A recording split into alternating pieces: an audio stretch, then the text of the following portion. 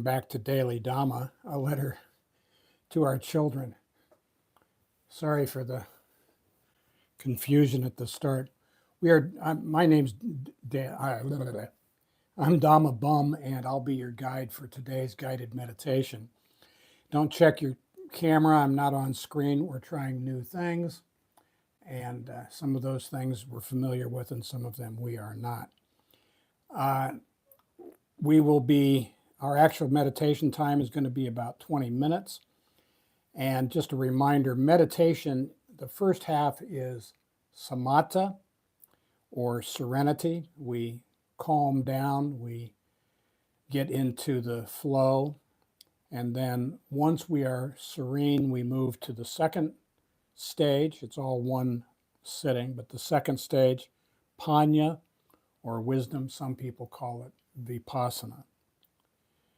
So first we get serene, then we wise up. Wisdom never arises from a mind in turmoil.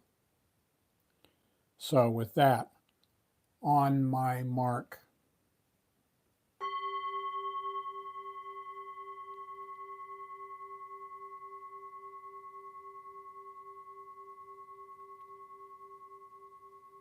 Find yourself in a quiet spot, spine straight, shoulders back. Lower your chin towards your chest. Let your hands rest in your lap or on your thighs or knees. Close your eyes and mouth and imagine a ball of light an inch or two, 3 to 5 centimeters, beneath your nostrils. Inhale through your nose. Watch it go down past your heart to your stomach and back out the same way. Breathe in through your nose. Watch it go down past your heart to your stomach and back out the same way. Take smooth, natural breaths. If outside thoughts intrude, gently brush them aside, thinking, no, that's not my business. I'm focused on my breath as it goes in through my nose, down past my heart to my stomach, and back out the same way. On Fridays, we look at making amends and repairing relationships. We look back on the previous week. And as usual, we start with the Dhammapada, verses 3 to 6. He abused me, attacked me, defeated me, robbed me. For someone hostile like this, hatred does not end. He abused me, attacked me, defeated me, robbed me. For someone not hostile like this, hatred ends. For hatred never ends through hatred. By non-hate alone does it end. This is an ancient truth. Many do not realize we here must die. For those who realize this, quarrels end. So the Dhammapada teaches us that our thoughts lead to our moods, our delusions, our obsessions. On Monday, we looked at anger and fear. Today, we will look behind the fear. Remember, when we meditate to calm our mind and tame our heart. We look at our thoughts, examine them, see them for what they are, and let them go. Non-attachment is a choice. We don't meditate to get something. We meditate to let things go. If we let go a little, we get a little serenity. If we let go a lot, we get a lot of serenity. And if we let go completely, that is, if we accept life on life's terms, we get complete serenity. We need to talk a little bit about the human condition. Our human life consists of 5 khandhas, which are aggregates or heaps, facets of our life.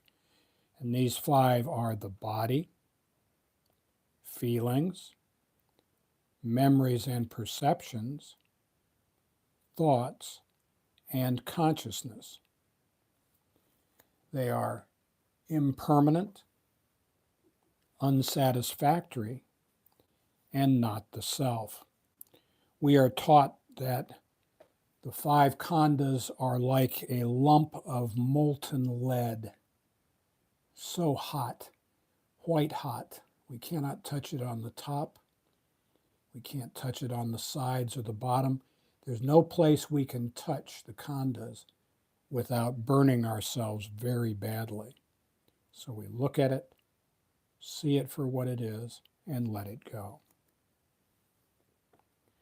I want you to join me in a mind experiment. In your mind's eye, lift up and look down on your head, on your skull. And on the right, you will see your monkey mind. And you can see it's busy, shifting from mood to mood, changing colors. And on the left, our thoughts are like self-licking ice cream cones. They are very busy giving themselves something to do. They are sucking up to our mind's moods. If we feel good, our thoughts make us feel giddy. If we feel bad, our thoughts make us feel depressed, and like that. These too are impermanent, unsatisfactory, and not the self. We must learn to look at them and let them go.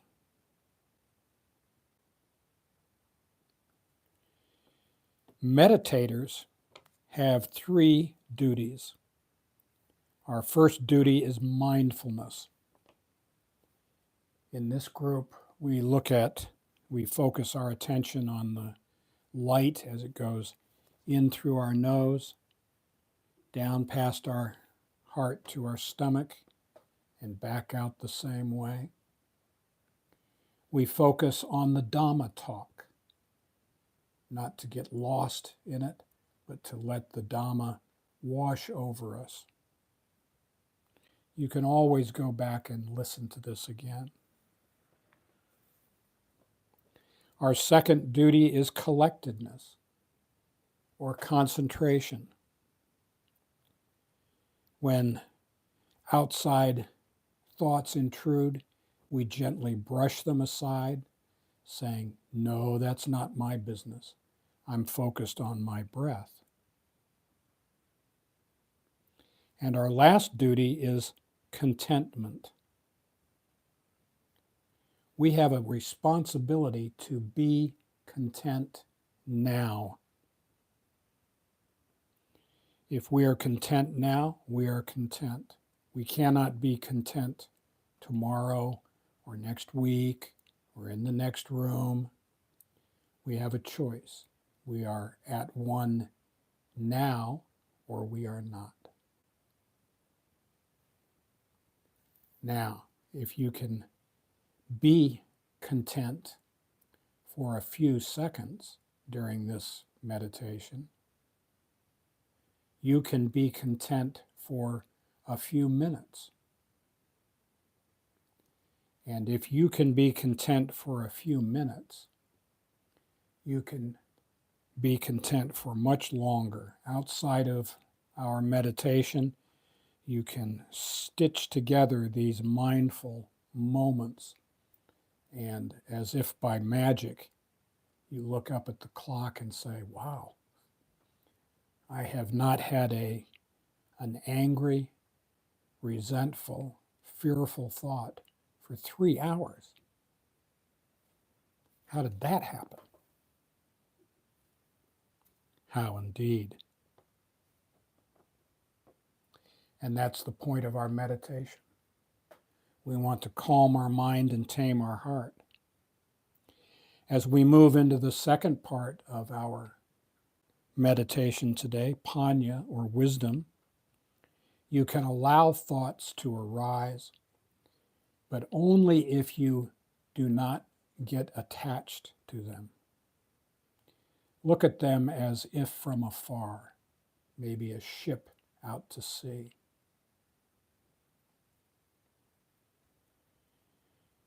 If you get excited, worried, have an emotional response, let these examinations go and go back to following your breath. Now on Monday, we looked at anger and F-E-A-R, fear. And today, we're going to look at how ethical conduct, Sila, helps us to be unattached. As you look back on this week's activities, things that did not go as planned, look at them with cool eyes and ask yourself 4 questions.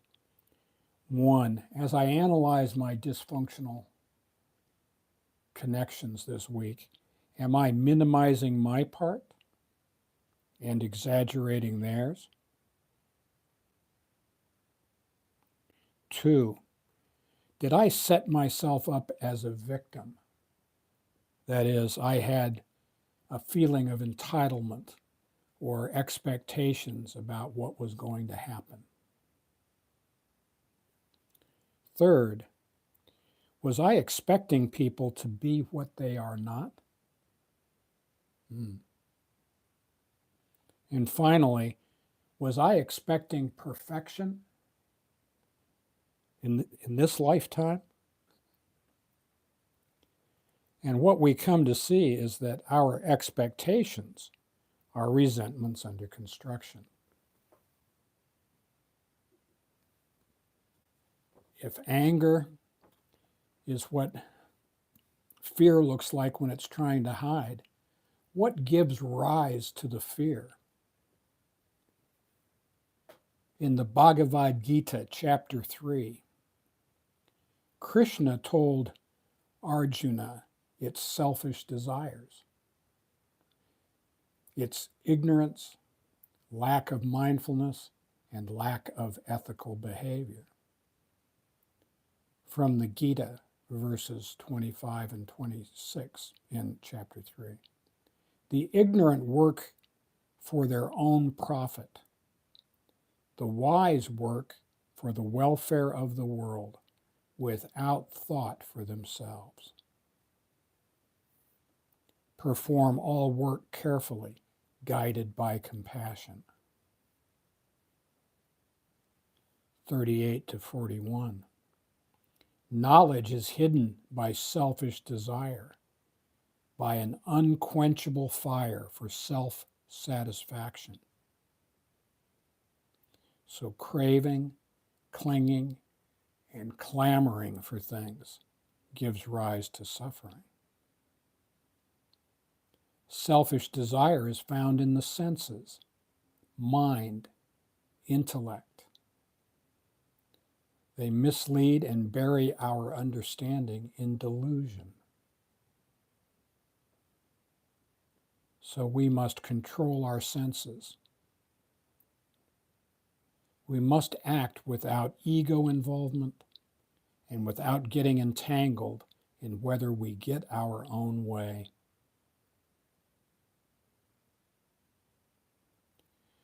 We do the right thing, and God chooses the results.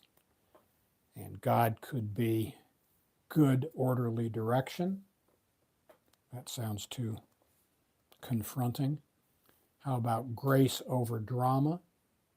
Sounds nice and soft. Great universal spirit. Sounds avuncular.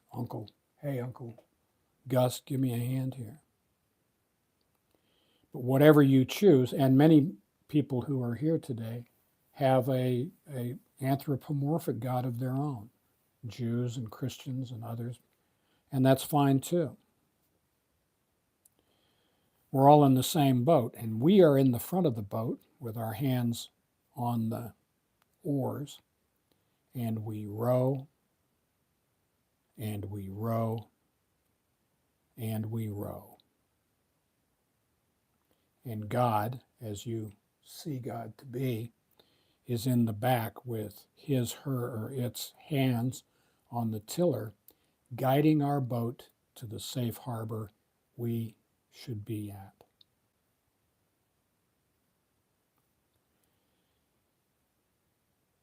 Now, this frustrates self-sufficient wise guys, people who are used to telling other people what to do. And we might think, if we're not in charge, who is? Good question. Here's an answer. Not you and not me.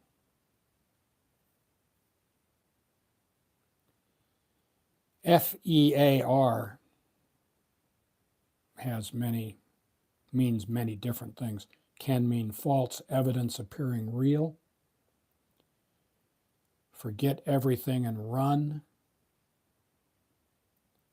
face everything and recover, or forgetting everything is all right. We covered these on Monday. And the keys for dealing with our fear are Sila, or ethical conduct, and Samadhi, or meditation. Those are two streams within the Eightfold Path. The Sila stream, ethical conduct stream, is right speech, right action, and right livelihood. Right speech, we say what we mean what we say, but we don't say it mean. We don't pit people against one another. We don't tell lies. Right action is doing the next right thing. And right livelihood is we do not make our living preying upon the divine spark within other people. Now, if we're not living right, we cannot sit in meditation. That's called a double life. And if we're one thing for the boys and a different thing for the girls and a different thing for the dusky friend down at the bar, we're living a double life. And no matter how we try, we cannot dodge the guilt that comes from our unethical behavior. We have to first act right, and then if we are not perfect, but doing our best, if we are acting right, then we can sit in meditation or samadhi. And this is the exact same order as it is for meditation. First we calm down, then we wise up. Wisdom never arises from turmoil.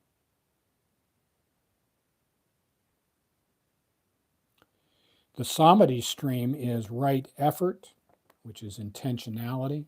Samadhi can mean meditation, it can mean concentration. Right mindfulness, we pay attention right now, not in the distant future, not in the next room. We're either paying attention now or we're not paying attention. And right concentration, we focus on what we are doing. If we do our best, we can sit in meditation and wisdom will arise. If we're living a double life or half-stepping, then we cannot meditate, and that means we can also not get wise.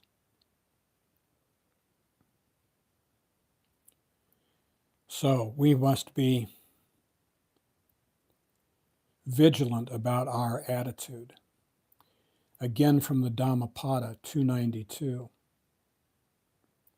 The toxins multiply for the insolent and the negligent who reject what they should do and do instead what they should not. 293. But the toxins come to an end for those who are mindful and alert, who are constantly well engaged with mindfulness of the body, who don't resort to what they should not do, but persist in doing what they should. And we have found that the best guard against a toxic attitude is to always be mindful of the divine spark within others. We have a choice about how we react. And if we see that spark of God within the breast of the person we are talking with now, then we will act accordingly.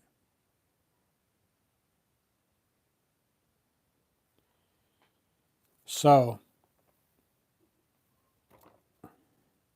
whether we're in meditation or considering our week, if a particularly strong thought intrudes on us, we close our eyes and reach up and imagine an old-fashioned telephone switchboard. And we find the cord that the call is coming in on, and we unplug it. We return to our attention to our breathing, thinking, no, we're not going there. If the thought comes back on another line, we unplug that one too. And we just keep going.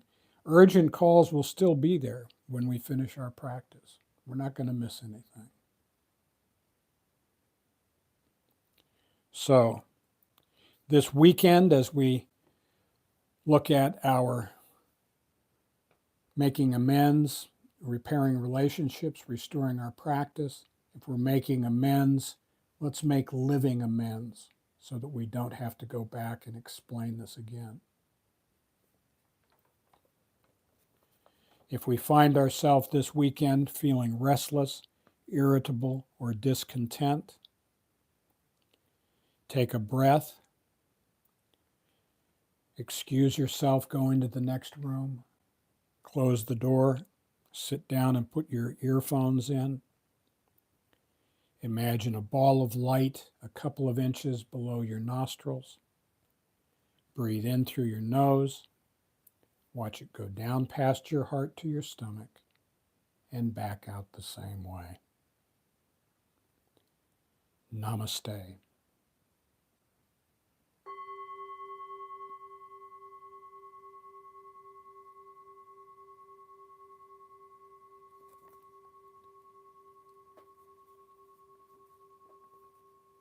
Okay.